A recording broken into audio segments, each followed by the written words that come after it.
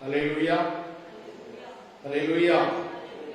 நம்முடைய பிதாவாகிய தேவனாலும் கர்த்தராகிய இயேசு கிறிஸ்துவினாலும் உங்கள் அனைவருக்கும் கிருபை, இரக்கமும் சமாதானமும் உண்டாவதாக. ஆமென். ஹல்லேலூயா. அந்த வேளையிலே சிந்திக்கும்படியாக தெரிந்து கொண்ட வேத வசனம் அப்போஸ்தலனாகிய பவுல் பிலிப்பியருக்கு எழுதின நிருபத்தின் 4ஆம் அதிகாரம் 4வது வசனத்தை நாம் வாசிப்போம். பிலிப்பியர் 4:4. கர்த்தருக்குள் எப்பொழுதும் சந்தோஷமாயிருங்கள், சந்தோஷமாயிருங்கள் என்று மறுபடியும் சொல்லுகிறேன். அல்லேலூயா. கர்த்தருக்குள் எப்பொழுதும் சந்தோஷமாயிருங்கள், சந்தோஷமாயிருங்கள் என்று மறுபடியும் சொல்லுகிறேன் அப்படின்னு அப்போஸ்தலனாகிய பவுல் இதை ஒரு அழுத்தம் கொடுத்து சொல்லுகிறார். அப்ப கர்த்தருக்குள் அந்த சந்தோஷம் எப்படி இருக்கணும்? கர்த்தருக்குள் தான் இருக்கும். கர்த்தர் அப்ப அப்படின்னா என்ன? கர்த்தரை விட்டு வெளியில சில சந்தோஷத்தை கொடுக்கிறதுக்கு சில காரியங்கள் இருக்கலாம். இந்த காலத்தில் உள்ள பிள்ளைகள்லாம் பெரிய பெரிய நிறுவனங்கள்ல வேலை செய்வாங்க. அவங்க அப்படியே அந்த நண்பர்கள்லாம் கூடி என்ன பண்ணுவாங்க? பப்ஸ் என்னெல்லாம் ஒண்ணு கருதி இல்லாம சொல்றாங்க. அப்படியே போய் ரிசார்ட் அங்கிருந்து போய் கூத்தும் கும்பலமும் அடிச்சு கடைசியில் அவங்களுடைய வாழ்க்கையை கெடுத்துக் கொள்கிறார். அதில் வரக்கூடிய அநேக தீமையான காரியங்கள் அநேகம் உண்டு. அதில் போய் ஒரு நாள் சந்தோஷம் என்று போய் மாட்டிக்கொண்டு அவலப்பட்டு அவதிப்பட்டவர்கள் எத்தனையோ பேர் உண்டு. ஆனால் கர்த்தருக்குள் கிடைக்கிற சந்தோஷம் அது ஒரு வேளை நம்முடைய வாழ்க்கையிலே அது கொஞ்சம் கஷ்டமான சில காரியங்களும் அதிலே இருக்கும். ஆனாலும் கூட அதிலே கிடைக்கக்கூடிய சந்தோஷம் தான் மிக அதிகமான சந்தோஷம். அல்லேலூயா. அப்போஸ்தலனாகிய பவுல் சொல்கிறார், கர்த்தருக்குள் எப்பொழுதும் சந்தோஷமாயிரு. எப்பொழுதும் எப்பொழுதும். அது இன்ப வேளையிலும் துன்ப வேளைகளிலும் நாம் சந்தோஷமாக இருக்க கற்றுக்கொள்ள வேண்டும். ஒரு சூழல் வரும், ஒரு செய்திகள் வரும். அந்த செய்தியை கேட்ட உடனேயே நாம் நம்முடைய மன உடைந்தோ மன வேதனைப்பட்டோ நாம் அங்கலாய்ப்பது விட்டுவிட்டு அந்த செய்தியை ஆண்டவரிடத்தில் கருத்திலே வைத்து, ஆண்டவரே இந்த செய்தி வந்திருக்கிறதே, இது என்ன, இதை குறித்து என்ன என்று ஆண்டவரிடத்தில் நீங்க விசாரிச்சு பாருங்க. சில வேளைகளிலே அது அந்த துர்ச்செய்தியை கேட்கிறதுனால் அப்படின்னு சொல்லிட்டு நீங்க சங்கீதத்தில் நீங்க வாசி பார்த்தீங்கன்னா, சங்கீதம்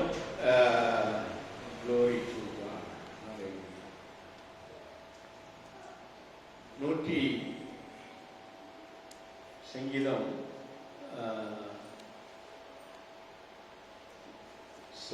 சங்கீதக்காரன் சொல்கிறார், துர்ச்செய்தியை கேட்பதினால் 112 நினைக்கிறேன். 112 சங்கீதம் 112 சங்கீதத்துல எடுத்தீங்களா? எத்தனாவது வசனம்? 7வது வசனம். துர்ச்செய்தியை கேட்கிறதுனால் பயப்படாமல் அவன் இருதயம் கர்த்தரை நம்பி திடனாயிருக்கும் என்று வேதம் சொல்கிறது. அல்லேலூயா. துர்ச்செய்தியை கேட்டாலும் கூட கர்த்தரை நம்பி திடனாயிருக்கும். அதுதான் கர்த்தர் நமக்கு கொடுக்கிறதான மனமகிழ்ச்சி, சந்தோஷம். அதைத்தான் சங்கீதக்காரன் எப்பொழுதுமே சொல்லும் பொழுது, நான் கர்த்தருக்குள் மகிழ்ச்சியாயிருக்கேன், எக்காலத்தில் கர்த்தரை ஸ்தோத்திரிப்பேன், அவரை துதிக்கும் துதி எப்போதும் என் வாயில் இருக்கும் என்று சொல்கிறார். அது எக்காலத்தில் எப்பொழுதும் கர்த்தரோடு கர்த்தருடைய நாமத்தை மகிமைப்படுத்திக் கொண்டே இருக்கும் பொழுது நம்முடைய உள்ளமெல்லாம் ஒரு மனமகிழ்ச்சியின் சந்தோஷத்தை பெறும். பிலிப்பி என்கிறது பெரிய அலெக்சாண்டருக்கு தகப்பனாகிய பிலிப்புவின் பெயராலே கட்டி எழுப்பப்பட்ட ஒரு நகரம். இது ஒரு பெரிய நகரம். ஐரோப்பாவில் முதலாக சுவிசேஷம் பிரசங்கிக்கப்பட்டது இங்கதான். அங்கு அந்த சுவிசேஷத்தினாலே அந்த ஐரோப்பாவில் முதல் கிறிஸ்தவர்களும் பெரிய வியாபாரியும் ஐஸ்வர்யமான ஒரு பெண் லிதியாள் என்று சொல்லக்கூடிய பெண், அவள் அங்கே வாசம் பண்ணா. அவள் தன் குடும்பத்தோடு கூட பவுலுடைய ஊழியத்தினாலே அவள் ரட்சிக்கப்பட்டு ஞானஸ்நானம் பெற்றார். அத இவருடைய இந்த மனம் திரும்புவதற்கு பிறகு அந்த நாளிலே பவுலும் சீலாவையும் ஆஷ்பனி சிறைச்சாலையில் போட்டுருவாங்க. அதே பிலிப்பி பட்டணத்துல தான். இந்த சிறைச்சாலையில் இருக்கும் பொழுது நடந்த ஒரு பெரிய அற்புதம். இவர்கள் என்ன செய்தார்கள்? கர்த்தரை பாடி துதிக்க ஆரம்பித்த பொழுது சங்கிலிகளெல்லாம், இவர்கள் கட்டப்பட்ட கால்களுடைய தொழுவத்திலே மாட்டப்பட்ட கால் சங்கிலிகள் எல்லாம் அறுந்து விழுந்தது. விடுதலையாக்கப்பட்டார்கள். ஆனால் சிறைக்குள்ளே இருந்தார்கள். இதை பார்த்த அந்த சிறைச்சாலை கதவு திறக்கப்பட்டதை பார்த்த சிறைச்சாலை தலைவர், அதாவது கண்காணி என்று சொல்லக்கூடிய சூப்பரண்டன், அதை பார்த்துட்டு ஐயோ கைதிகள் ஓடிவிட்டார்களே, நம்மளை கொண்டுருவாங்களே, நம்மளே செத்துருவோம் சொல்லிட்டு வாழ நட்டு தற்கொலை செய்ய வேலையிலே பவுல் அதை தடுத்து நிறுத்தி, நாங்கள் இங்கேதான் இருக்கிறோம், நீ தற்கொலை செய்யாதே என்று சொல்லி அவருக்கு சுவிசேஷத்தை சொல்லி அவனை கேட்கிறான், நான் ரட்சிக்கப்பட என்ன செய்ய வேண்டும்? அப்ப அவங்க சொல்றாரு, என்ன சொன்னாரு? கர்த்தராகிய இயேசு கிறிஸ்துவை விசுவாசி, அப்பொழுது நீயும் உன் வீட்டாரும் ரட்சிக்கப்படுவீர்கள். இப்படி ஒரு மகத்தான செய்தியை அவன் கேட்ட பொழுது அவனுடைய குடும்பம் என்ன செய்யப்படுகிறது? ரட்சிக்கப்பட்டது மாத்திரமல்ல, ஞானஸ்நானம் பெற்றுக் கொண்டது. அல்லேலூயா. இப்படி அந்த பிலிப்பி பட்டணத்திலே பலவிதமான அற்புத அதிசயங்களோடு நாம் பார்க்கிறோம். வேதத்திலே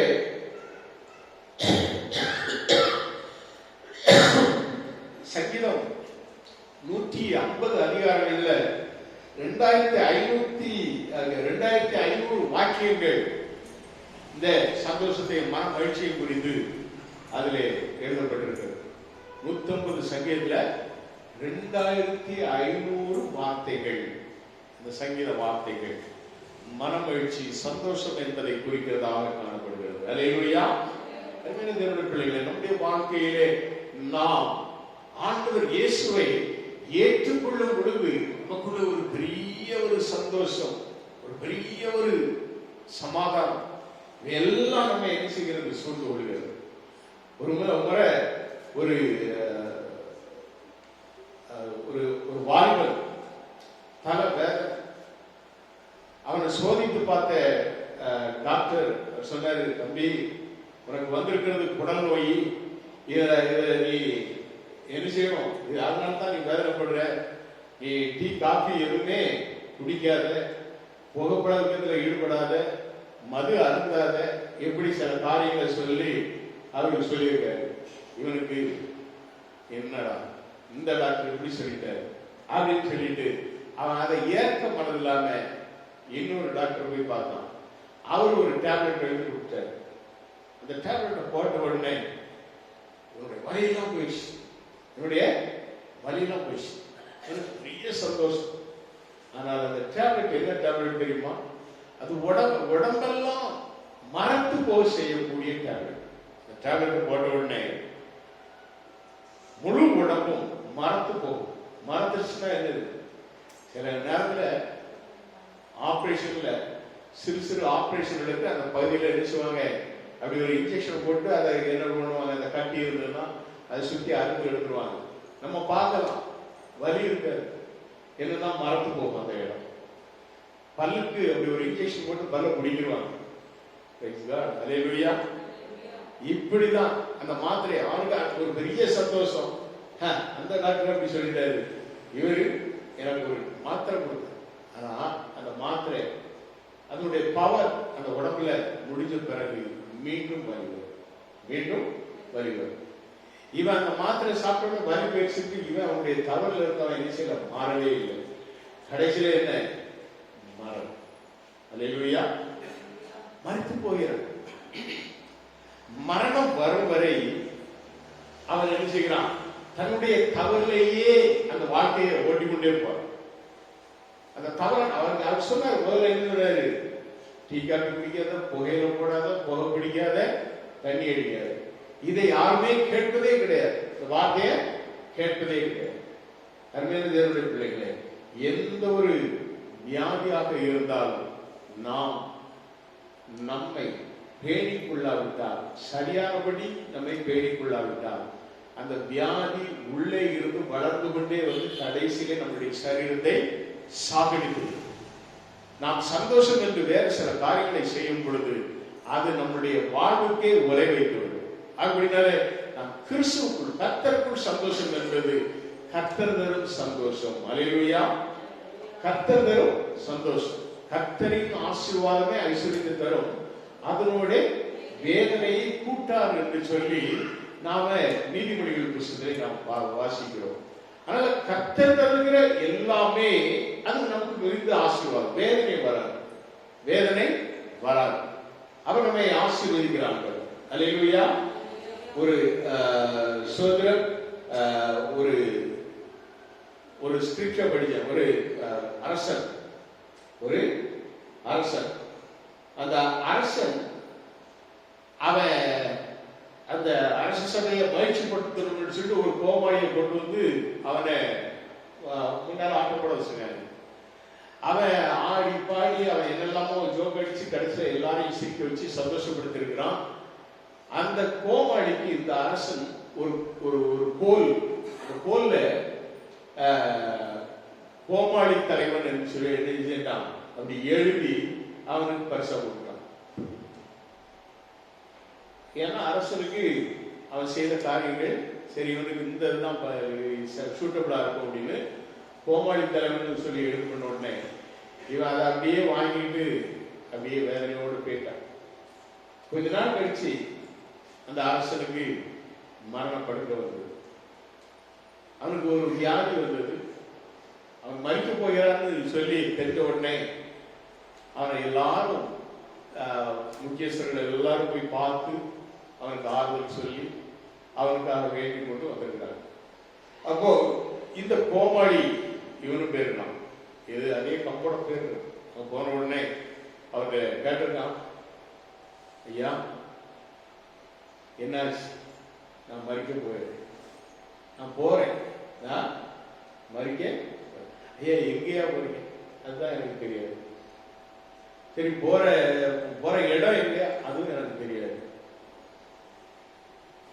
சரி, அங்க என்ன ஆயுதம் பண்ணிருக்க? எதுவுமே எனக்கு தெரியாது. உடனே கையில இருக்க கோல் அவன் கையில விட்டு, இது உங்களுக்கு பொருத்தமான கோல் அப்படின்னு சொல்லிட்டு அந்த அரசன் கையில கோலை கொடுத்தோம். கோல் என்ன எழுந்தது? அந்த அரசன் எழுந்தது கோமாளியின் தலைவர். இப்படிதான் இன்னைக்கு அநேகர் என்ன செய்யறாங்க? மரணம் வரும் என்ற நிச்சயம் இருந்தும் கூட தங்களுடைய வாழ்க்கையை சந்தோஷமாக, கிறிஸ்துவுக்குள் சந்தோஷமாக வைத்துக் கொள்வதே. இந்த காரியத்தை குறித்து நாம் பார்க்கும் பொழுது ஆண்டவர் ஒரு இடத்துல சொல்ற, யோவான் 8:11 நான் வாசிக்கும் பொழுது நாம் பார்க்கிறோம், நீ போ, இனி பாவம் செய்யாதே என்று சொல்லணும். பாவத்தினாலே சந்தோஷம் என்று சிலர் பாவ பழக்க வழக்கங்களிலே காணப்படுகிறார்கள். ஆனால் அந்த பாவம் அவனை மரணத்துக்கு உட்படுத்தும் பொழுது இயேசு அவர்களுக்கு விடுதலை கொடுத்து அவர்கள் சொல்லக்கூடிய வார்த்தை என்ன? நீ போ, இனி பாவம் செய்யாது. அப்ப சந்தோஷம் என்பது பாவ செயல்களால் அல்ல, பாவ செயல்களால் அல்ல, ஆபாச கதைகளால் அல்ல, ஆபாச சினிமாக்களால் அல்ல, மது நடனம் போன்ற காரியங்களால் அல்ல. சந்தோஷம் என்பது கிறிஸ்து தரும் ரட்சிப்பு. அல்லேலூயா. கிறிஸ்து தரும் சமாதானம், இயேசு கிறிஸ்து கொடுக்கும் சந்தோஷம். இதுதான் நமக்கு சந்தோஷத்தையும் சமாதானத்தையும் தரும். ஆண்டவர் இயேசு சொன்ன சில காரியங்களை நாம் பார்ப்போம் என்று சொன்னால், நாம் சந்தோஷமாய் இருக்க வேண்டும் என்றுதான் ஆண்டவர் இயேசுவும் விரும்பி சில வார்த்தைகளை பேசியிருப்பதை நாம் வேதத்திலே பார்க்கலாம். இங்கு அப்போஸ்தலனாகிய பவுல் சொல்லுகிற வார்த்தை என்ன? சந்தோஷமாயிருங்கள், கர்த்தருக்குள் எப்பொழுது சந்தோஷமாயிருங்கள், சந்தோஷமாய் இருங்கள் என்று மறுபடியும் உங்களுக்கு சொல்லுகிறேன் என்று சொல்லுகிறார். நீங்க 1ஆம் அதிகாரம் 21வது வசனத்திலே நான் வாசிக்கும் பொழுது ஒரு 4 காரியத்தை நான் உங்களுக்கு சொல்ல விரும்புகிறேன். சுருக்கமாக 4 காரியம். முதலாவது, கிறிஸ்துவையே ஜீவனாய் கொள்வதால் ஒரு மெய் சந்தோஷத்தை அடையலாம். இயேசு கிறிஸ்துவை, அவர்தான் எனக்கு ஜீவன், இயேசுவே எனக்கு ஜீவன், அவரே என் ரட்சகர், அவரே என்னுடைய மேய்ப்பர், அவரே என்னுடைய மீட்பர் என்று கிறிஸ்துவை சார்ந்து கிறிஸ்துவை தன்னுடைய ஜீவனாக கொள்ளும் பொழுது ஒரு மெய் சந்தோஷம் நமக்கு கிடைக்கிறது. இங்க நான் பார்க்கிறோம் 1:21 நான் வாசிக்கும் பொழுது, பிலிப்பியர் 1:21 நான் வாசிக்கும் பொழுது அங்க நான் பார்க்கிறோம், அங்கு சொல்லப்படுகிறது, என்ன சொல்லப்படுகிறது? கிறிஸ்து எனக்கு ஜீவன், சாவு எனக்கு ஆதாயம் என்று சொல்கிறார். அல்லேலூயா. அப்போ கிறிஸ்து நம்மளுடைய ஜீவன். அப்போஸ்தலன் பவுல் சொல்கிறார், கிறிஸ்து எனக்கு ஜீவன். அப்போ கிறிஸ்து நமக்கு ஜீவனாய் இருந்தா சாவு நமக்கு ஆதாயம். அல்லேலூயா. நான் அடிக்கடி சொல்லுவேன், உலகத்துல இருக்கும் பொழுது நான் அப்படித்தான் ஜெபம் பண்ணேன். ஐசியூல இருந்துட்டு படுத்துக்கிட்டு இருக்கும்போது உடம்புல சில மார்க்கங்கள் தெரிய ஆரம்பிக்கும் பொழுது, ஒரு வேளை இந்த படுக்கையிலேயே என்னுடைய மரணம் இருந்தால் நான் என்ன செய்வது? ஆண்டவர்கிட்ட கேட்டேன், ஆண்டவரே, நீர் இந்நாள் வரையும் நீர் என்னோடு கூட இருந்து, நான் மரித்தால் உங்களோடு கூட இருக்கணும், ஒரு விஷயம் கல்வாரியின் ரத்தத்தால் என்னை கழுவு. மரணப்படுகையில் ஆண்டுடைய ரத்தத்தினால கழுவுன்னு சொன்ன உடனே ஆண்டுடைய ரத்தம் என் மேல் ஊற்றப்படுகிறத அப்படியே நான் தரிசனமாக பார்த்தேன். என்னுடைய ஆவி பிரிகிறதையும் பார்த்தேன், திரும்ப அது எனக்குள் வந்ததையும் நான் உணர்ந்தேன். இப்படிப்பட்ட சம்பவங்கள் எல்லாம் நாம பார்க்கும் பொழுது நமக்குள்ள ஒரு பெரிய சந்தோஷம். மரணம் என்பது ஒன்றுமே இல்லை, மரணம் என்பது வலியே இல்லை. அல்லேலூயா. நொடிப்பொழுதுல ஜீவன் போயிடும், நொடிப்பொழுதுல ஜீவன் போயிடும். ஆனால் மரணத்தை குறித்து நாம் பயப்படாதபடி கிறிஸ்து எனக்கு ஜீவன், அல்லேலூயா, கிறிஸ்து எனக்கு ஜீவன் என்று சொல்லி நாம் ஆண்டவரை பற்றி பிடித்துக் கொள்ளும் பொழுது சாவு நமக்கு ஆதாயமாக காணப்படுகிறது. 2ஆம் அதிகாரம் 24வது வசனத்திலே நான் வாசிக்கும் பொழுது, 2:24 வாசிக்கும் பொழுது, அன்றியும் நானே சோதரம், பிலிப்பியர் 2ஆம் அதிகாரம்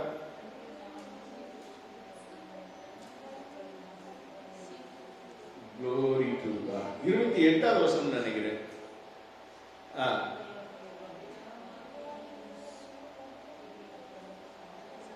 Glory to God. Hallelujah. Stotram.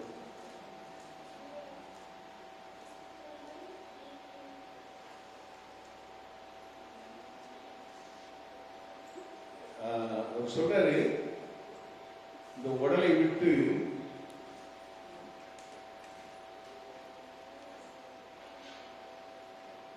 Glory to God. Hallelujah. Stotram, stotram, stotram. சரி, 29வது வருஷத்துல வாசிக்கும் பொழுது, ஆனபடினாலே நீங்கள் கர்த்தருக்குள் மிகுந்த சந்தோஷத்தோட அவனை ஏற்றுக்கொண்டு இப்படிப்பட்டவர்களை கனம் பண்ணுங்கள் என்றான் என்று சொல்லி நாம் பார்க்கிறோம். நாம் ஒரு காரியத்தை நாம் அறிந்து கொள்ள வேண்டும். அப்போஸ்தலனாகிய பவுல் குறிப்பிடுகிறார், அவர் என்ன சொல்கிறார் என்று சொன்னால், ரோமர் 8:36-39 வரை வாசிக்கும் பொழுது, உபத்திரவமோ, வியாதியோ, வியாகுலமோ, துன்பமோ, பசியோ, நிர்வாணமோ, நாசமோசமோ, பட்டயமோ, மரணமோ எதுவாக இருந்தாலும் இயேசுவின் அன்பை விட்டு நம்மை பிரிப்பவர் யார் என்று சொல்கிறார். அல்லேலூயா. பிரியமானவர்களே, அவர் மட்டுமல்ல, அவர் சொல்கிறார், பிலிப்பியர் நிருபத்தில் அவர் சொல்றாரு, இந்த உடலை விட்டு பிரிந்து கிறிஸ்துவுடனே கூட இருப்பதையே வாஞ்சிக்கிறேன், அதுவே அதிக நன்மையாய் இருக்கும் அப்படின்னு சொல்லிட்டு அந்த வார்த்தையை சொல்கிறார். அப்ப கிறிஸ்துவோடு கூட இருக்க வேண்டும், கிறிஸ்துவோடு கூட வாழ வேண்டும். அந்த கிறிஸ்துவையே, அதனால அவர் சொல்றாரு, கிறிஸ்து எனக்கு ஜீவன், சாவு எனக்கு ஆதாயம் என்று அவர் சொல்கிறதுடைய காரியம் அதுதான். கிறிஸ்துவோடு கூட இருப்பதையே நான் விரும்புகிறேன் அப்படின்னு சொல்லி அவர் சொல்கிறார். அருமையான தேவனுடைய பிள்ளைகளே, ஒரு யூத சிறுமி ரட்சிக்கப்பட்டார். ஒரு யூத சிறுமி ரட்சிக்கப்பட்டால், யூத சிறுமி ரட்சிக்கப்படுவது அது என்ன ஒரு பெரிய காரியமா நீங்க கேட்கலாம். யூதர்கள் பழங்காலத்திலே ஊர்னவர்கள். இன்னைக்கு ரோமன் கத்தோலிக்கல போய் நீங்க ரட்சிக்கப்படுதுன்னு நம்ம சொன்னோம்னா அவங்க நாங்களும் கிறிஸ்தவங்க ஒரே முறையில் முடிச்சிருவாங்க. இந்த ரோம பண்பாட்டை உடையவர்கள் அந்த யூதர்கள் இன்னைக்கு இயேசுவை என்ன செய்யல, மேசியாவை ஏற்றுக்கொள்ளவே இல்லை. ஆனா ஒரு பெரிய ஒரு பிரசங்க கூட்டத்தில் ஒரு செய்தியில இந்த சிறுமி அந்த செய்தியை கேட்டு ரட்சிக்கப்பட்டார். ரட்சிப்பு சந்தோஷம் அவளுக்குள்ள அவ்வளவு பெரிய பரவசமா இருந்தது. வீட்டுக்கு வந்தா அவங்க அப்பா மட்டும் இதை சொன்னான். அவங்க அப்பா என்ன பண்ணாரு, வச்சு அவளை அடின்னு அடிச்சு வெளுத்து வாங்கி அப்படியே உடம்பெல்லாம் ரத்தம், அவ்வளவு ரத்தம் வழிஞ்ச உடனே அவ என்ன சொன்னா, அவங்க அப்பாட்ட அம்மா ஒரு சிஸ்டர் கொடுங்கன்னு இருக்கா. என்னதுக்கு அப்படின்னு கொடுங்க அப்படின்னு அந்த சிஸ்டரை வாங்கி ரத்தம் சிந்திய உடையில ஒரு சின்ன துண்டை அப்படி கையில கட் பண்ணி எடுத்துக்கிட்டு சொன்னா, இது என்னதுக்குமா அப்படின்னா அம்மா கேட்டா, இந்த துணியை என்னதுக்கு அப்படின்னு, அம்மா நான் ஏசப்பாட்ட போறேன், ஏசப்பா எனக்காக ரத்தம் சிந்தினா, நான் அவருக்காக என்னுடைய ரத்தத்தை சிந்தி இருக்கிறேன் அந்த செமி சொன்னான். ஒரு அழிவே சொல்லுவோமா சொல்லிட்டு அவ உயிர் போயிடுச்சு. அல்லேலூயா. இதுதான் ரட்சிப்பு இருந்தது. எப்படிப்பட்ட மரணமா நேர்ந்தாலும் ஆண்டவரை விட்டு விலகாத ஒரு அன்பை நாம் பெற்றுக் கொள்கிறோம் இந்த ரட்சிப்பின் மூலமாக. அதான் கிறிஸ்துவனுடைய அன்பு. அருமையான தேவனுடைய பிள்ளைகள், இரண்டாவது கிறிஸ்துவே மாதிரியாக கொள்வது ஒரு மெய் சந்தோஷம். அந்த சந்தோஷம் என்பது முதல்ல கிறிஸ்துவை ஜீவனாக கொள்வது ஒரு சந்தோஷம். இரண்டாவது கிறிஸ்துவே மாதிரியாக, ரோல் மாடல் சொல்லுவோம் இல்லையா, ரோல் மாடல். சில குடும்பத்திலாம் தகப்பன ரோல் மாடல்னு சிலவங்க சொல்லுவாங்க. ஆனா சில தகப்பன்லாம் ரோல் மாடல்னு சொல்லவே முடியாது. ஏன்னா அவங்களுடைய வாழ்க்கை, அவங்களுடைய பேச்சு, அவங்களுடைய செயல்கள், அவங்களுடைய பேச்சுக்கள் எல்லாமே அவ்வளவு கீழ்த்தரமாக காணப்படும். ஆனா ஒரு ரட்சிக்கப்பட்ட ஒரு மனுஷனுடைய பிள்ளைகள் அந்த தகப்பன் ரட்சிக்கப்பட்டதா அவங்கள ரோல் மாடலாக, அவங்களுடைய வாழ்க்கையில் அவங்க எப்படி கிறிஸ்துவ மேல் பற்று கொண்டு இருக்கிறாங்க, எப்படி கிறிஸ்துவை நம்பி ஜீவிக்கிறாங்க, அதுக்கு பிறகு அவங்களுடைய வாழ்க்கை எப்படி இருக்கு. இயேசு கிறிஸ்துவை நம்முடைய ரோல் மாடலாக எடுத்துக்கொள்ள, மாதிரியாக எடுத்துக்கொள்ள வேண்டும். அல்லேலூயா. சகோதரர் ஏசாயா 53 2வது வசனத்தில் நாம் வாசிக்கும் பொழுது நாம் பார்க்கிறோம், அவர் மனுஷனால் புறக்கணிக்கப்பட்டவர். ஏசாயா 53 glory to God. ஏசாயா 53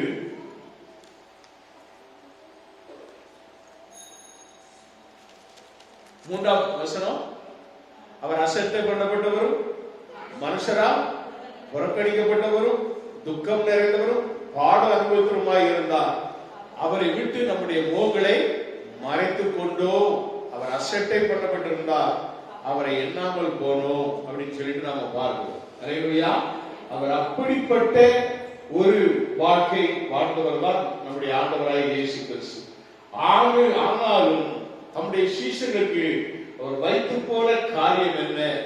யோவான் 14ஆம் அதிகாரம் 27வது வசனத்தை வாசிக்கும் பொழுது, என்னுடைய சமாதானத்தை உங்களுக்கு தருகிறேன், சமாதானத்தை உங்களுக்கு வைத்து போகிறேன், என்னுடைய சமாதானத்தை உங்களுக்கு கொடுக்கிறேன் என்று சீஷர்களுக்கு சொன்னார்.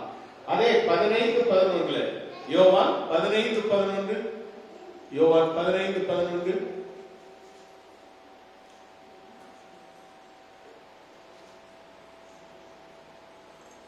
என்னுடைய சந்தோஷம் உங்களில் நிலைத்திருக்கும்படிக்கும் உங்கள் சந்தோஷம் நிறைவாக இருக்கும்படிக்கும் இவைகளை உங்களுக்கு சொன்னேன்னு சொன்னார். அல்லேலூயா.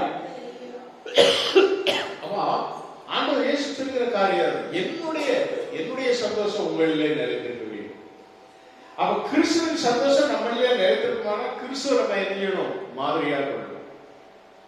ஆதி திருச்சபையிலே கிறிஸ்தவர்கள் என்ற பெயர் சீஷர்களுக்கு வழங்கப்பட்டது. ஏனென்றால் கிறிஸ்துவை அச்ச அடையாளமாக அவர்கள் தெரிந்து கொண்டார்கள், கிறிஸ்துவை வெளிப்படுத்தினார்கள். கிறிஸ்தவன் என்றால் அப்படியே பிரிச்சு பாருங்க, கிறிஸ்து அவன்.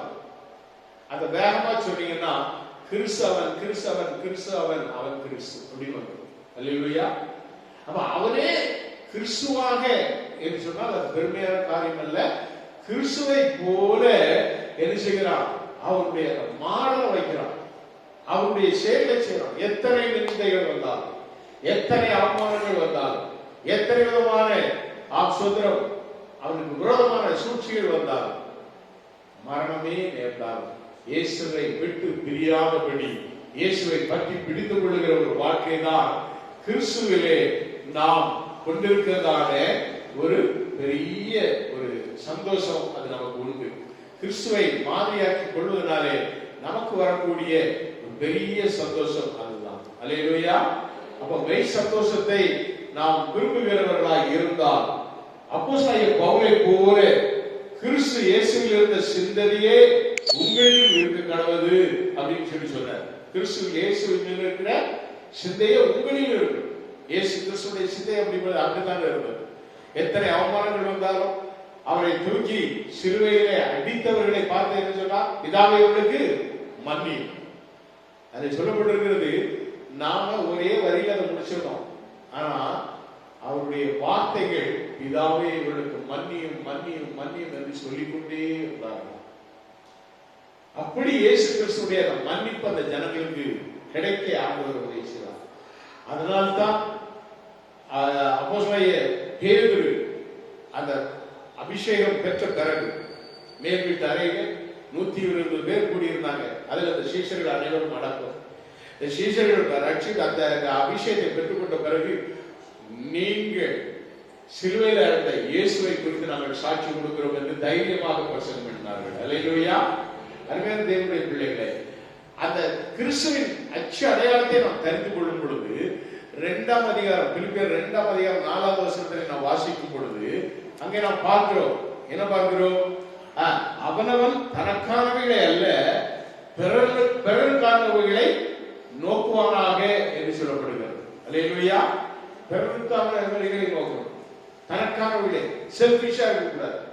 அடுத்தவர்களுக்கு மாதிரியாக, அடுத்தவர்களுக்கு உதவி செய்வர்களாக நாம் காணப்பட வேண்டும். அதுக்கு பிறகு 5வது வருஷத்துல அதுக்கு பிறகு அவர் சொல்றாரு, கிறிஸ்து இயேசுவில் இருந்த சிந்தையை உங்களிலும் இருக்க கடவுது அப்படின்னு சொல்றாரு. அல்லேலூயா. அருமையான தேவனுடைய பிள்ளைகளே, ஒரு வாலிபன் போதகர்கிட்ட போய், நீங்க எவ்வளவோ பிரசங்கம் பண்றீங்க, நான் மோட்சத்தை பார்க்கறதுக்கு எனக்கு நீர் என்ன செய்யணும், காமிச்சு கொடுக்கும். நீர் பிரசங்கம் பண்றீங்க, நான் மோட்சத்தை பார்க்கணும் அப்படின்னு சொல்லி கேட்டேன். அது கேட்ட உடனே அந்த பாஸ்டர் என்ன பண்ணாரு, நீ உன் வீட்டுக்கு போ, உன் வீட்டுக்கு போயிட்டு உங்ககிட்ட இன்னைக்கு என்னென்ன சாப்பாடு இருக்கு, ஃப்ரிட்ஜில் என்னெல்லாம் வச்சிருக்க எல்லாத்தையும் நீ எடுத்துட்டு வா. இதோ அந்த பெரிய ஒரு குடிசை, அந்த குடிசைக்குள்ள இருக்கிற ஒரு அம்மா இருப்பாங்க.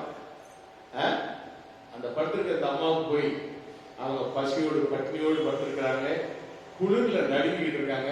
நீ வீட்டுல இருந்து எடுத்து அந்த கம்பி அவங்களுக்கு போய் போத்திட்டு அவங்களுக்கு என்ன செய்ய, முதல்ல இந்த சாப்பாடெல்லாம் கொடுத்து அவங்களுக்கு இந்த கம்பியை போத்தி கொடு, அப்போ தெரியும் உனக்கு மோட்சம் அப்படின்னு சொல்லியிருக்காரு.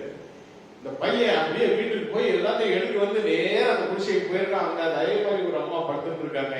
அவங்களுக்கு இவர் என்ன பண்ணா, அவங்க எல்லாம் அந்த சாப்பாடு எல்லாம் கொடுத்து இந்த கம்பியை போத்தின உடனே அந்த குளிர்ல அப்படியே நடுங்கிற அந்த உடம்பு அப்படியே கொஞ்ச நேரத்தில் அவங்களுடைய முகம் பிரகாசம் அடைஞ்சு பார்த்தாங்க. ஒரு சந்தோஷம், அந்த அம்மாவுடைய சந்தோஷம் பார்த்த உடனே இதுதான் பரலோகம், இதுதான் மோட்சம். இப்படி அடுத்தவங்களுக்கு உதவி செய்தனாலே அவங்களுக்கு கிடைக்கக்கூடிய அந்த மகிழ்ச்சி நமக்கும் அது கிடைக்கிறதுன்னு சொல்லிட்டு அவன் வந்திருக்கான். வந்து அவன் இருக்கான், ஐயா நான் பார்த்துட்டேன், சந்தோஷத்தை நான் பார்த்தேன், பரலோகத்தை நான் பார்த்தேன், மோட்சத்தை பார்த்தேன் அப்படின்னு சொல்லி அவன் குதிச்சு என்ன செய்யிருக்கிறான் அந்த வாலிபன் சொன்னான். அருமையா தேவனுடைய பிள்ளைகளை நாம் பார்க்கிறோம். நம்ம ஊருடைய வாழ்விலும் நாம் பார்க்கக்கூடிய ஒன்று. நாம இந்த லூக்கா சுவிசேஷம் 10ஆம் அதிகாரத்துல நம்ம பார்க்கும் பொழுது ஒரு நல்ல சமாரியன் கதை குறித்து நம்ம பார்ப்போம். அதுல முதல்ல ஒரு யார் வருவா, ஒரு ஆசாரியன் வருவான், அவருடைய ஊழியமும் ஒண்ணுமே கிடையாது. ஒரு லேவியன் வருவான், அவருடைய ஊழியமும் ஒண்ணுமே கிடையாது. ஆனால் சமாரியன் அவன் என்ன செய்யறான், அவனை பார்த்து அவனுக்கு கட்டு போட்டு அவனுக்கு வேண்டிய உதவிகளை செய்து அவனை கொண்டு போய் அங்க ட்ரீட்மெண்ட் எடுக்க முடியாத ஒரு சத்தத்தில் கொண்டு போய் சேர்த்து இவனை நல்லா பார்த்துக்கோ அப்படின்னு சொல்லிட்டு இருக்க படத்தை கொடுத்துட்டு நான் திரும்பி வரும்போது இன்னும் ஏதாவது வேணும்னா நான் கொடுக்க அப்படின்னு சொல்லிட்டு அவனை பராமரிக்க வச்சானே, அந்த ஊழியம் தான், அதுதான் சமாதானம், அதுதான் ஒரு சந்தோஷம். அல்லேலூயா. ஒருத்தருடைய குடும்ப சூழ்நிலையை பார்த்துட்டு நம்ம வெறுமை அப்படியே போய் கர்த்தர் உங்களை ஆசீர்வதிப்பாராக ஒரு ஆசாரிய ஊழியம் எல்லாம் ஒரு பாட்டை பாடிட்டு பிரைஸ் காட் அப்படின்னு சொல்லிட்டு வாரது அல்ல. அந்த குடும்பத்தின் தேவைகளை சந்திக்கும்படியாக நாம் செய்வதுதான் நம்முடைய பிரதான ஊழியம். அதுலதான் சந்தோஷம் இருக்குது. பிரைஸ் காட், அல்லேலூயா. அதுதான் இயேசு கிறிஸ்து செய்தார். தன்னை நோக்கி வருகிற எல்லாருடைய தேவையை சந்தித்தார். அல்லேலூயா. மூன்றாவதாக கிறிஸ்துவையே இலக்காய் கொள்வதனால், நம்முடைய இலக்கு கிறிஸ்துவை ஏற்றுக்கொள்ளும் ஒருவர் அவருக்குள் குழந்தையாக பிறக்கிறானே அன்றி உடன்தானே பூர்ணமாகி விடுவது கிடையாது. அப்ப கிறிஸ்துவுக்குள்ள ஒரு வளர்ச்சி காணப்படும். அப்ப அவருடைய இலக்கம் மாறும். இயேசு கிறிஸ்துவை இலக்காக்கி நாம் வளர வேண்டும். கிறிஸ்துவிலே நாம வளர வேண்டும். 3ஆம் அதிகாரம் 10வது வசனத்தில் நாம் வாசிக்கும் பொழுது நாம் பார்க்கிறோம், இப்படி நான் அவரையும் அவருடைய உயிர்த்தெழுதலின் வல்லமையும் அவருடைய பாடுகளின் ஐக்கியத்தையும் அறிகிறதற்கும் அவருடைய மரணத்திற்கு ஒப்பான மரணத்துக்குள்ளாகி எப்படியாயினும் நான் மருத்துவர்களுக்கு உயிரோடு எழுந்திருப்பதற்கு தகுதியாகும் படிக்கும். எப்படி இலக்கு? என்ன இலக்கு? அவருடைய அந்த மருத்துவரிலிருந்து எழுந்து உயிரோடு எழுந்திருப்பதற்குள்ள தகுதி. அப்பதான் நம்ம அந்த இலக்க அடையும். அந்த லெக்க பரவுக்கு அதுக்கு என்ன செய்யறான்? எல்லாவற்றையும் நஷ்டம் என்று விட்டு குப்பையமாக எண்ணுகிறேன் சொல்றார். அல்லேலூயா. நாம கூட நம்முடைய வாழ்க்கையில் கூட 3ஆம் அதிகாரம் 2வது வசனத்தில் நம்ம வாசிக்கிறோம், 2 விதமான சத்துருக்கள். இந்த விசுவாசிகளுக்கு வரக்கூடிய 2 விதமான சத்துருக்கள். ஒன்று என்னது? வாசிக்க 2வது வசனம், 3ஆவது அதிகாரம் 2வது வசனம், நாய்களுக்கு எச்சரிக்கையாயிருங்கள், பொல்லாத வேலையாட்களுக்கு எச்சரிக்கையாயிருங்கள், சுண்ணத்துக்காரருக்கு எச்சரிக்கையாயிருங்கள். 3 காரியங்கள் சொல்ல, 3 வித காரியம். விசுவாசியுடைய வாழ்க்கையில நாம இத நல்லா கவனிக்கணும். நாய்கள் அப்படின்னு சொல்லும் பொழுது நாய் தான் கற்கிறத என்ன செய்யும்? தின்னும். 2 பேதுரு 2ஆம் அதிகாரம் 22வது வசனத்தில் நீங்க வாசி பாப்பீங்கன்னா அதில் நம்ம பார்க்கலாம். 2 பேதுரு 2ஆம் அதிகாரம் 22வது வசனம். அங்க நம்ம பார்க்கும் பொழுது நாய் தான் கற்கிறதை என்ன செய்யும்? தின்னவும், கழுவப்பட்ட பன்றி சேற்றிலே புரளவும் தின்கிறது என்று சொல்லப்பட்ட மெய்யான பழமொழியின்படியே அவர்களுக்கு சம்பவிப்பது சொல்லப்படுகிறது. அப்ப அந்த நாயை போல எதெல்லாம் நம்ம தள்ளி போட்டோமோ, எதெல்லாம் வேண்டாம்னு உதறணுமோ, எதெல்லாம் கிறிஸ்துவுக்குள் வந்த பிறகு நாம இது பாவம், இதை செய்யக்கூடாது அப்படின்னு சொல்லிட்டு விட்டோமோ, எந்தெந்த தவறுகளை செய்யக்கூடாது என்று சொல்லி நாம் புறந்தளினோமோ, ஹலோ, நாயம் மாதிரி கக்குறத நக்குறது மாதிரி மீண்டும் அந்த பாவத்துக்குள்ளே போகவே கூடாது. எச்சரிக்கையா அவன் கிறிஸ்துவை நாம் இலக்காய் கொள்வதனாலே, கிறிஸ்துவை முன்வைத்து நாம் செல்வதனாலே, அவரை நோக்கி பார்ப்பதனாலே நாம் இப்படிப்பட்ட பாவத்திலிருந்து விடுதலையாக ஒரு நாயை போல நம்முடைய வாழ்க்கை அமையக்கூடாது. 2வது பார்க்கிறோம், சுண்ணத்துக்காரர். இவங்க விருத்த சேதனம் தேவனால் தனக்கும் ஆபிரகாமுக்கும் உள்ள சந்ததிக்கும் உள்ள உடன்படிக்கையின் அடையாளம் என்று சொல்லப்படுகிறது. விருத்த சேதனம் என்பது, சுண்ணத்துக்காரன் சொன்னா விருத்த சேதனம். விருத்த சேதனம் என்பது ஆபிரகாமுடைய சந்ததிக்கும் தேவனுக்கும் உள்ள ஒரு உடன்படிக்கை.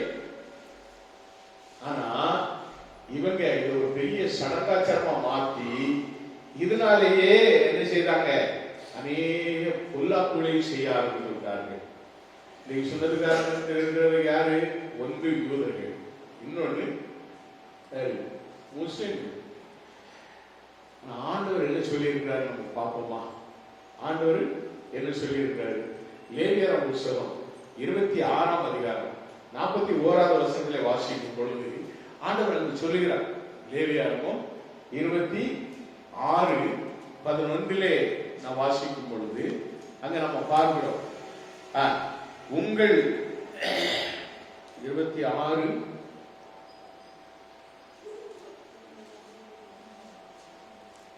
41 26 41 நாம் வாசிக்கும் பொழுது, அவர்கள் எனக்கு எதிர்த்து நடந்தபடினால் நானும் அவர்களுக்கு எதிர்த்து நடந்து அவர்களுடைய சத்துருக்களின் தேசத்திலே அவர்களை கொண்டு போய் விட்டதையும் அறிக்கையிட்டு, விருத்த சேதனம் இல்லாத தங்கள் இருதயத்தை தாழ்த்தி தங்கள் அக்கிரமத்துக்கு கிடைத்த தண்டனையை நியாயம் என்று ஏற்றுக்கொண்டால், இருதய விருத்த சேதனம் பெற்றால் தங்களுக்கு கிடைத்த தண்டனையை நியாயம் என்று ஏற்றுக்கொள்வார். விருத்த சேதனம் எங்க இருக்கணும்? இருதயத்தில் இருக்கணும். இருதயத்தில் விருத்த சேதனம், இருதயத்தில் விருத்த சேதனம் இருக்கு. அதான் அப்போஸ்தலனாகிய பவுல் எழுதும்போது சொல்லுவார், இருதயத்தில் விருத்த சேதனம் உள்ளவனே யூதன் என்று எழுதியிருப்பார். இருதயத்தில் விருத்த சேதனம், மாம்சத்தின்படி விருத்த சேதனம் செய்யப்பட்டவரை சொல்லல. இன்னொரு வசனம் நம்ம வாசிப்போம்னா உபாகமம்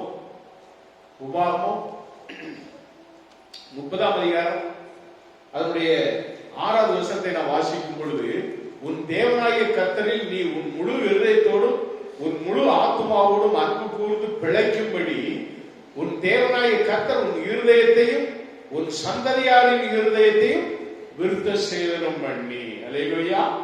அப்ப முழு இருதயத்தோடும் உன் முழு ஆத்மாவோடும் நீ ஆண்டவரிடத்துல அன்பு கூற வேண்டுமானால், நீ கிறிஸ்துவுக்குள் பிழைக்க வேண்டுமானால், உன் இருதயம் மாத்திரமல்ல உன்னுடைய சந்ததியுடைய இருதயமும் விருத்த சேதனம் பண்ணப்பட வேண்டும். அல்லேலூயா. ஒரு உண்மையான ஒரு விசுவாசி இருதயத்திலே விருத்த சேதனம் பண்ணப்பட்டது. இந்த இருதயத்திலே விருத்த சேதனம் பண்ணப்பட்டால்தான் சொல்லக்கூடிய வார்த்தைகள், வசனங்கள் இதெல்லாம் நம்முடைய இருதயத்திலே என்ன செய்யும்? பதிவு, நாம் பலன் கொடுக்கிறவர்களாய் காணப்படுவோம். இருதயத்திலே விதைக்கப்படும் விதைகள் அது 100 மடங்கு விளைச்சலை கொடுக்க வேண்டுமானால் அந்த இருதயத்தினுடைய நுனித்தோல் விருத்த சேதனம் பண்ணிருக்க வேண்டும். விருத்த சேதனத்திற்கு ஆண்டவர் சொல்லக்கூடிய வார்த்தைகள், சத்தியங்கள் இருந்தால், அருமையான தேவனுடைய பிள்ளைகளை, ஒவ்வொரு கிறிஸ்தவரும் எப்படி இருக்கணும்? யோன மாதிரி போய் அடித்தட்டுல போய் படுக்கணும்னா இருக்கக்கூடாது. அடித்தட்டுல போய் படுக்கணும்னா இருக்கக்கூடாது. சூரியச்செடியின் கீழே போய் படுத்துக்கிட்டு அப்படியே மல்லாக்க படுத்துக்கிட்டு நான் போதும், வாழ்க்கை போதும் அப்படின்னு சொல்லிட்டு அப்படி படுக்க கூட, அப்படி போய் உட்கார்ந்து கூடாது. அடுத்தாங்க நம்ம பார்க்கிறோம், உப்பரியின் மேல உலாவி கட்டு கொண்டிருக்கிற தாழ்த்த மாதிரி நாம் அப்படி போய் போர் யுத்தம் நடக்கும் பொழுது உப்பரியில போய் உலாவி கொண்டிருக்க நம்ம மாதிரி இருக்கக்கூடாது. முழங்கால் போட்டு ஜெபிக்க வேண்டிய நேரம், யுத்தம் நடக்கிறது, அந்த யுத்தத்திலே நமக்கு வெற்றி வேண்டும். நீர் வேண்டாம், நீர் அரச வேண்டாம், நீர் அங்கே இரும், நீர் பாதுகாப்பாரு, நாங்க போய் யுத்தம் செய்யணும். சோல்ஜர்கள், ஜெப வீரர்கள், ஜெப வீராங்கனைகள் போய் ஜெபிக்கும் பொழுது இவன் அப்படியே உப்பரியில உலாவிக்கிட்டு அவருடைய கண்கள் பாவத்திலே, அவருடைய எண்ணங்கள் பாவத்திலே போய் பாவம் செய்வதனாக காணப்பட்டார். அப்படி இருக்கக்கூடாது. எப்படி இருக்கணும்? ஜீவன் தப்ப ஓட வேண்டும். பிரைஸ் காட், ஹல்லேலூயா. அறைய கட்டிக்கிட்டு ஜீவன் தப்ப ஓட வேண்டும். ஜீவன் தப்ப ஓடிப்போ என்று சொல்லப்படுது, ஓடுகிறவர்களாக காணப்பட வேண்டும். அமேந்தியோட பிள்ளைகளை ஆண்டுடைய வருகையை எதிர்நோக்கி காத்திருக்கிறவர்களாக நாம் காணப்படுவோம். பிரைஸ் காட், ஹல்லேலூயா. 4வதாக கிறிஸ்துவையே பலனாக கொள்வது. கிறிஸ்துவையே பலனாக கொள்வது. நாம் பார்க்கிறோம் 4ஆம் அதிகாரம் 13வது வசனத்தை நம்ம வாசிக்கும் பொழுது, என்னை பலப்படுத்துகிற கிறிஸ்துவினாலே, வாசிங்க, என்னை பலப்படுத்துகிற கிறிஸ்துவினாலே எல்லாவற்றையும் செய்ய எனக்கு பலன் உண்டு. ஹல்லேலூயா. கிறிஸ்து நமக்கு தரும் பலன். நம்முடைய மாம்ச பலம் எல்லாம் ஒண்ணுமே கிடையாது. என் பலத்தால நான் இதை பண்ணேன், என் பலத்தால அதை செய்தேன், என் பலத்தால அதை கேட்டேன், ஒண்ணுமே கிடையாது. பலத்தினாலும் அல்ல, பராக்கிரமத்தினாலும் அல்ல, கர்த்தருடைய ஆவியினாலே எல்லாம். ஹல்லேலூயா. அதனால உணர்ந்த அப்போஸ்தலனாகிய பவுல் சொல்கிறாரு, என்னை பலப்படுத்துறீங்க. நம்முடைய மாம்ச ஓட்டம் ஒண்ணுமே கிடையாது. சும்மா அப்படியே தம்ம பிடிச்சிக்கிட்டு அப்படி ஓடலாம், அப்படி ஓடலாம். நீ அதே கிறிஸ்துவை சார்ந்து அந்த பலனை பெற்றுக்கொள். கிறிஸ்து உனக்கு தரும் பலன். பக்தம் பண்ண பலன் கொடுப்பவரா, பலன் கொடுப்பவரா, கொடுப்பவரா, பலன் கொடுப்பவரா, எல்லாவற்றையும் நான் செய்வேன் அப்படின்னு ஒரு பாடல் கொண்டு சண்டே கிளாஸ் பிள்ளைகளுக்கு அந்த பாட்டை சொல்லி கொடுத்துருக்காங்க. நான் கேட்டிருக்கேன். அது மாதிரி தெரிஞ்ச பிள்ளைங்க பலன் கொடுப்பவர் இயேசு. அல்லேலூயா. அது மாதிரி தெரிஞ்ச இந்த அப்போஸ்தலனாகிய பவுல் சொல்றாரு, அவருக்கு அவருடைய ஊழியத்தில் அவருக்கு கிடைக்கக்கூடிய தண்டனை அவருக்கு தெரியும். நிச்சயம் மரண தண்டனை, தப்பிக்கவே முடியாது. மரண தண்டனை தான் வரும் அப்படிங்கிறது அவருக்கு தெரியும். ஆனாலும் கூட அவரு சுவிசேஷத்தை விடல, அவருடைய ஓட்டத்தை நிப்பாட்டல, அவருடைய வாய் கிறிஸ்துவை பிரசங்கிப்பதை விட்டு ஓயல, தொடர்ந்து ஓடிக்கொண்டிருந்தார். பிலிப்பியர் 2ஆம் அதிகாரம் 17-18 நம்ம வாசிக்கும் பொழுது அங்க நம்ம பார்க்கிறோம். 17-18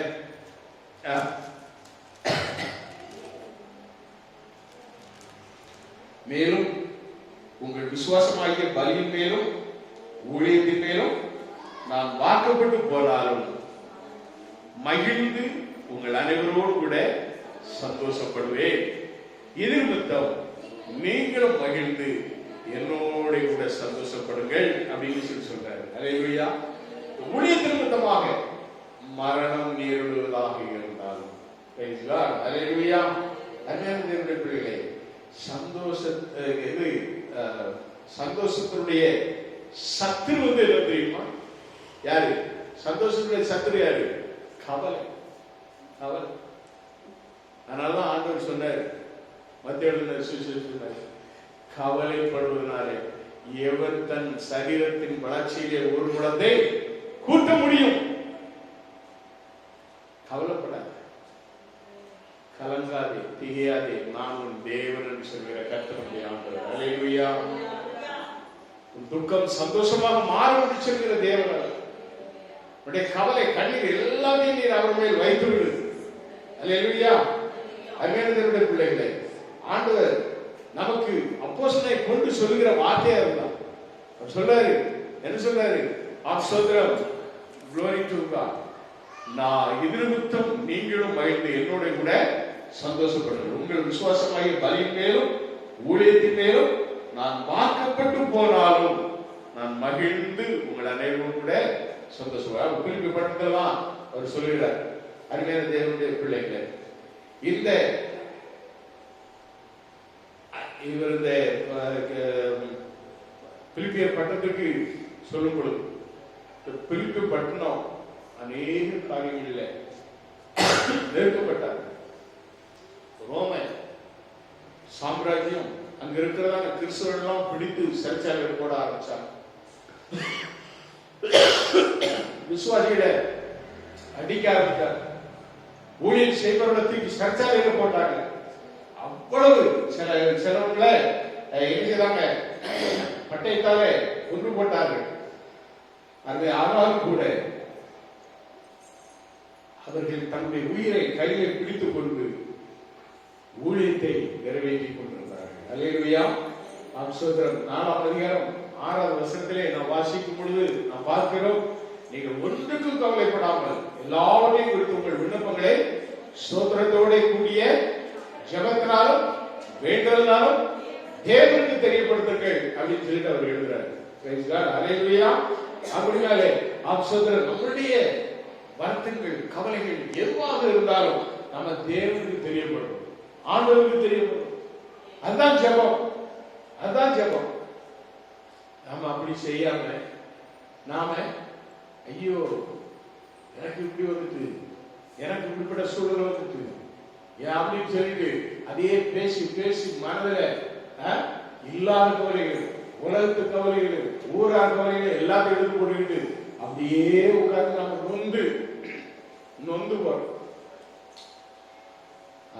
அப்போஸ்தலன் போட்டு நீங்க ஒன்றுக்கும் கவலைப்படாம எல்லாவற்றையும் குறித்து உங்கள் விண்ணப்பங்களை ஸ்தோத்திரத்தோட கூடிய ஜெபத்தினால், ஜெபத்தினாலே நீங்கள் ஆண்டவருக்கு என்ன செய்யணும்? தெரியப்படும். ஜெபத்தினாலே நீங்கள் கர்த்தருக்கு என்ன செய்யணும்? உங்களுடைய கவலைகளை நீங்க என்ன செய்யணும்? தெரியப்படும். ஜெபத்தினால் வேண்டுதலான தேவனுக்கு தெரியப்படுத்துறது. நாம ஜெபத்தினாலே ஆண்டவருக்கு தெரியப்படுத்துவது. அப்ப கவலைக்கு பரிகாரம் ஜெபம். நல்ல கவனமாக, கவலைக்கு பரிகாரம் ஜெபம். ஜெபத்தினுடைய பலன் 7ஆம் வருஷம். ஜெபத்திற்கு பலன் என்னது? 7ஆம் வருஷம். 7ஆம் வருஷம் என்னது? 4:7. அப்பொழுது எல்லா புத்திக்கும் மேலான தேவ சமாதானம் உங்கள் இருதயங்களையும் உங்கள் சிந்தனைகளையும் கிறிஸ்து இயேசுக்குள்ளாக காத்துக்கொள்ளும். அல்லேலூயா, அல்லேலூயா. ஒரு முறை ஒரு சகோதரி கிறிஸ்துவை ஏற்றுக்கொண்டபடியினாலே அவளை பயங்கரமாக துன்புறுத்தினார். அவள் சொன்னா, இதெல்லாம் இந்த அடிகளெல்லாம் வாங்க, எனக்கு இயேசு பலன் தருவார், இயேசு என்னை பலப்படுத்துவார். அப்படியா சொல்றேன்? இதோ பார் அப்படின்னு சொல்லிட்டு அவளுடைய குழந்தையை தூக்கி அவன் கண்ணுக்கு முன்னால அடிச்சு குற்றுயிரும் கொலையுமாக அந்த பிள்ளை துடிக்கிறத அவன் கண்ணுக்கு முன்னால போட்டிருக்காங்க. அப்போ அவ சொன்னா, இதையும் தாங்கிக் கொள்ளும்படியாக இயேசு எனக்கு பலன் தருவார். பிரைஸ் காட், அல்லேலூயா. உங்களால சொல்ல முடியுமா? இதெல்லாம் உண்மை சம்பவங்கள், நடந்த உண்மை சம்பவங்கள் தான். இதையும் நான் ஏற்கனவே உங்களுக்கு சொல்லியிருக்கேன். ஒரு சகோதரி என்ன செய்திருக்கா, ஆராதனைகள் வந்து அப்படியே உட்கார்ந்து இந்த குடும்பம் என்னைக்கும் எனக்கு ஆராதனைக்கு முந்தி வருவாங்க. அது 2 விதமான ஒரு செய்தியை அதை நம்ம சொல்லுங்க, நடந்த உண்மை. அப்போ அவ அன்னைக்கு அவ என்ன பண்ணியிருக்கா, அவளும் அவ பிள்ளையும் மட்டும்தான் வந்திருக்காங்க. சர்ச்சி முகத்துல எந்த ஒரு சோகமும் இல்லை, மனமகிழ்ச்சி சந்தோஷத்தோட கர்த்தரை ஆராதித்திருக்கிறாங்க. எல்லாம் முடியும் போது அவ எழுந்திருந்து சபையாரை பார்த்து ஒரு வார்த்தை சொல்லியிருக்கிறான், எல்லாரும் இந்த ஆராதனை முடிஞ்ச உடனே வீட்டுக்கு வாங்க, என் வீட்டுல என் புருஷன் இருந்துட்டாரு, மறித்து போய்விட்டார், வந்து நீங்க அவங்கள அடக்கம் பண்ணுங்கன்னு சொல்லி கூப்பிட்டுருக்க. பிரைஸ் காட், அல்லேலூயா. பலப்படுத்துகிற கிறிஸ்து எந்த சூழ்நிலையும் உன்னை பலப்படுத்துகிற கிறிஸ்து. அதனால அப்போஸ்தலன் பவுல் அதை சொல்றாரு, என்னை பலப்படுத்துகிற கிறிஸ்துனாலே எல்லாவற்றையும் செய்ய எனக்கு பலன் உண்டு. அல்லேலூயா.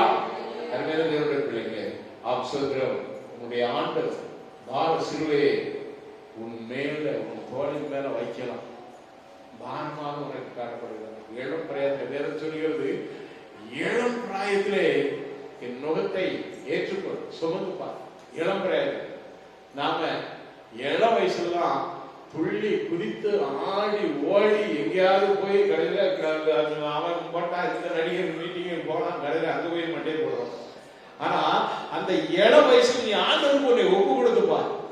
இளம் வயதிலே வாலிபனே, உன்னுடைய வாலிப பிராயத்தில் ஒரு சிருஷ்டிகரை நினை.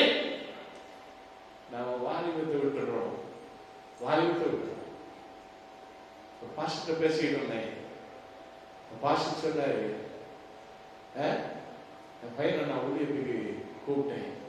அவன் சொன்னான், அப்பா இது சம்பாத்தியம் பண்ண வேண்டிய வயது, நான் சம்பாத்தியம் தான் பண்றேன், நீங்க தான் ஊழியம் பண்ணிட்டு இருக்கீங்களே, நான் சம்பாத்தியம் பண்ணிட்டு அப்புறமா கொஞ்சம் வயசான பாடு நான் இதை வந்து இறங்கிக்கிடுறேன் அப்படின்னு. ஒருவேளை நீர் போன நான் வந்து செய்யறதுன்னு சொன்னானோ என்னன்னு தெரியல. உடனே அவர் வேற ஒன்றும் இல்லை, ஒரு டீ கடையில போய் 2 பேரும் டீ குடிச்சிருக்காங்க. அப்போ டீ குடிக்கிறதுக்கு முன்னாடி அங்கே போய் உட்கார்ந்தப்போ ஒரு ஒரு ஒரு மனுஷன் டீயை குடிச்சுட்டு அந்த இதில் ஒரு 1/2 கப் டீ இருக்க மாதிரி கண்ணாடி கிளாஸ் டம்ளர் வச்சு போயிட்டான். உடனே அவங்க அப்பா சொல்லியிருக்காரு, போ டீயை குடி அப்படின்னு. உடனே என்னதுப்பா, நம்ம தான் ஆர்டர் பண்ணணும், அது போய் குடி அப்படின்னு.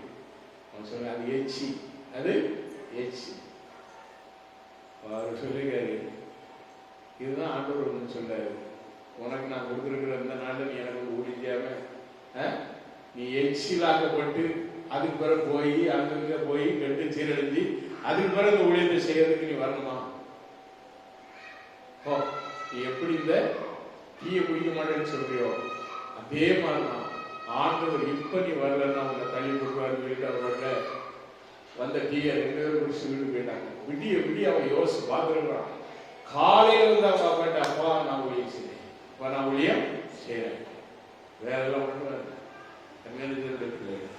இங்கதான் ஊழியக்காரர் இங்கதான் செய்யறாரு, ஊழியம் பண்றாரு அல்சூர்ல.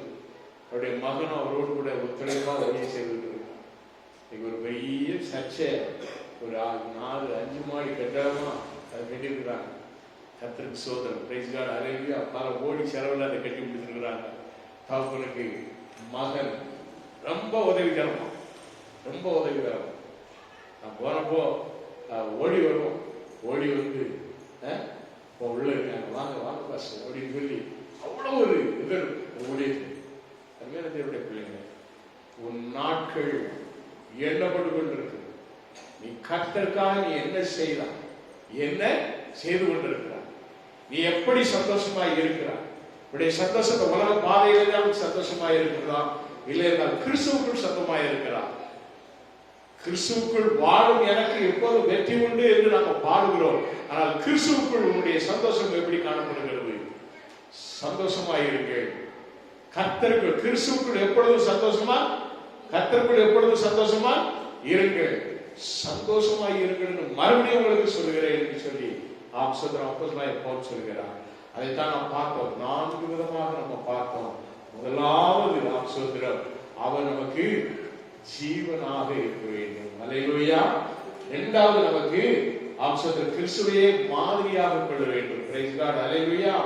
மூன்றாவது கிறிஸ்துவையே லக்காக கொள்ள வேண்டும். அவர் தான் நம்முடைய லக்கு. கிறிஸ்துவை நோக்கி ஒரு பயணம், இயேசு கிறிஸ்துவை நோக்கி பார்த்து நம்முடைய பயணம் காணப்பட வேண்டும். நான்காவது கிறிஸ்துவே நம்முடைய பலனாய் கொள்ள வேண்டும். அல்லேலூயா.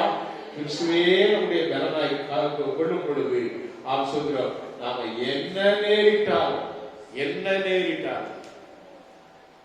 அவங்களுக்கு தெரிஞ்சு சொல்ல 3ஆம் அதிகாரம் 17, 18, 19 நம்ம வாசிக்கும் பொழுது நாம் சொல்கிறோம், அதுல அவர் சொல்ற திராட்சை செடி கனி கொடாமல் போனார், அத்தி மரம் துளிர்விடாமல் போனார், மந்தையிலே மாடுகளின்றி போனார், தொழுவத்திலே மாடுகளின்றி போனார், நான் கர்த்தருக்குள் மகிழ்ச்சியாயிருப்பேன்.